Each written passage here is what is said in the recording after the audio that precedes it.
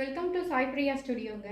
இன்னைக்கு சாய் பிரியா ஸ்டுடியோவில் நம்ம என்ன பார்க்க போகிறோம் அப்படின்னா, நைட்டி வந்து எப்படி வந்து ஆல்டர் பண்ணணும், அதாவது எப்படி ஓரம் பிடிக்கணும், எப்படி வந்து கட் பண்ணணும் அப்படின்ற மாதிரியான வீடியோ தான் நான் போட்டிருக்கேன். வாங்க நம்ம வீடியோக்குள்ளே போகலாம்.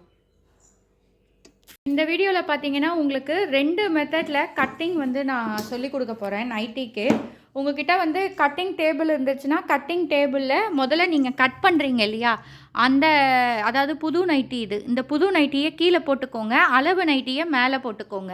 ஸோ இந்த மாதிரி போட்டுட்டு அளவு பார்த்தீங்கன்னா உங்களுக்கு தெரியும், கீழே வந்து மேலேருந்து உயரத்துலேருந்து கரெக்டாக வச்சுக்கோங்க. இந்த மாதிரி நகரக்கூடாது, கரெக்டாக வந்து அந்த இதுக்கு ஏற்ற மாதிரி வச்சுக்கோங்க. வச்சுக்கிட்டு இந்த ஷோல்டரு இது எல்லாமே வந்து கரெக்டாக இருக்கணும்.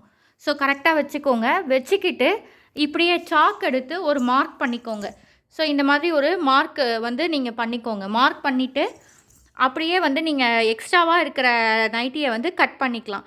இது வந்து நான் ஆல்ரெடி வந்து மடித்து தைச்சிட்டேன். என்னென்னா இந்த கிளைண்ட் என்னென்னா எனக்கு வந்து கொஞ்சமாக மடித்து தைச்சா போதும் அப்படின்ற மாதிரி சொல்லியிருந்தாங்க. ஸோ நான் மடித்து தைச்சிட்டேன். ஸோ இப்படி நீங்கள் வந்து அளவெடுத்துக்கலாம். நைட்டியை வந்து நைட்டி மேலே போட்டுட்டு மார்க் பண்ணிவிட்டு கட் பண்ணிவிட்டு அழகாக ஒரே ஒரு மடிப்பு மடித்து இந்த இடத்துல நீங்கள் ஒரு தையல் போடலாம். இதோ நான் போட்டிருக்கேன் பார்த்தீங்களா, இந்த மாதிரி நீங்கள் தையல் போட்டுக்கலாம். இன்னொரு இது என்னென்னு பார்த்தீங்கன்னா, இன்ச்சு டேப் வச்சு அளக்கிறது. இன்ச்சு டேப் எடுத்து ஸோ இந்த பழைய நைட்டி இருக்குது இல்லைங்களா, அதில் நம்ம எப்போவுமே இன்ச் எடுப்போம் இல்லையா, அந்த மாதிரி இன்ச்சு டேப் வச்சு நீங்கள் அளவு எடுத்துக்கோங்க. அளவு எடுத்துகிட்டு புது நைட்டியில் வச்சு இதே மாதிரி சாக்கால் நீங்கள் மார்க் பண்ணுங்கள். மார்க் பண்ணிவிட்டு கட் பண்ணிக்கோங்க. கட் பண்ணிவிட்டு நீங்கள் வந்து இது பண்ணிக்கலாம். அதே மாதிரி நைட்டியை வந்து 2 விதமாக வந்து ஓரம் அடிக்கலாங்க. ஒன்று இந்த மாதிரி கட் பண்ணிவிட்டு நம்ம வந்து ஓரம் அடிக்கிறது. இன்னொன்று என்னென்னா மடித்து தைக்கிறது. சில பேர் வந்து ரொம்ப இது வந்து பார்த்திங்கன்னா கொஞ்சம் ஏஜ் ஆனவங்க தான்.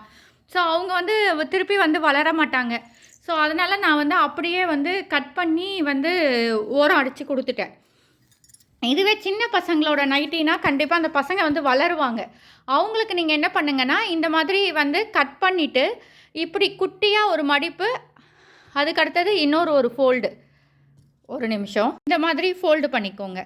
ஃபோல்ட் பண்ணிவிட்டு இப்படி வந்து நீங்கள் மடித்து தையுங்க. எப்போவுமே வந்து 1 இன்ச்சு வந்து கேப் விட்டுக்கோங்க. அவங்க சொல்கிற அளவுலேருந்து 1 இன்ச்சு கேப் விட்டுக்கோங்க. ஏன்னா தண்ணியில் போட்டால் நைட்டி வந்து சுருங்கும், காட்டன் இல்லையா, அதனால் சுருங்கும். ஸோ இந்த மாதிரி மடிச்சுட்டு இங்கே இந்த சைடில் ஒரு தையல் நீங்கள் போட்டுட்டிங்கன்னா கரெக்டாக இருக்கும். ஸோ 2 விதமாக நம்ம வந்து நைட்டி இது பண்ணலாம். ஒன்று வந்து கட் பண்ணிவிட்டு எக்ஸ்ட்ரா கிளாத்தை கட் பண்ணிவிட்டு ஒரே ஒரு 1/4 இன்ச் அளவுக்கு தையல் போட்டுக்கலாம்.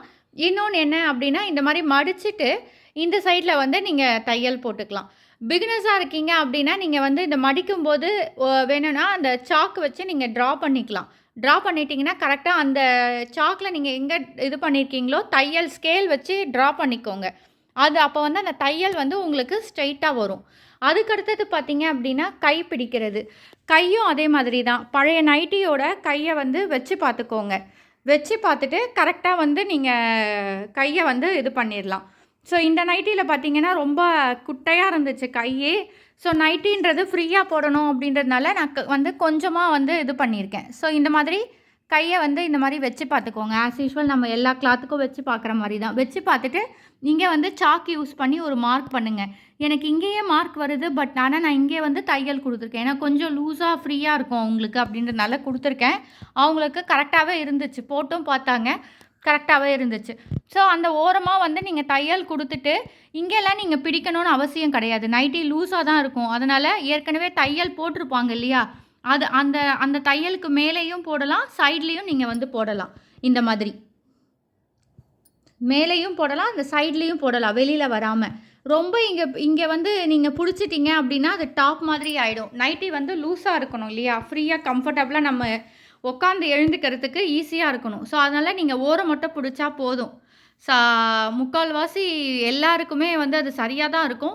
சில பேர் இதுவும் ஃபிட்டிங்காக போடுறாங்கன்னா அவங்கக்கிட்ட கேட்டு அதுக்கேற்ற மாதிரி நீங்கள் சைடை வந்து பிடிச்சிக்கலாம். ஸோ இந்த நைட்டி எப்படி பிடிக்கணுன்ற வீடியோ உங்களுக்கு யூஸ்ஃபுல்லாக இருக்கும்னு நான் நினைக்கிறேன்.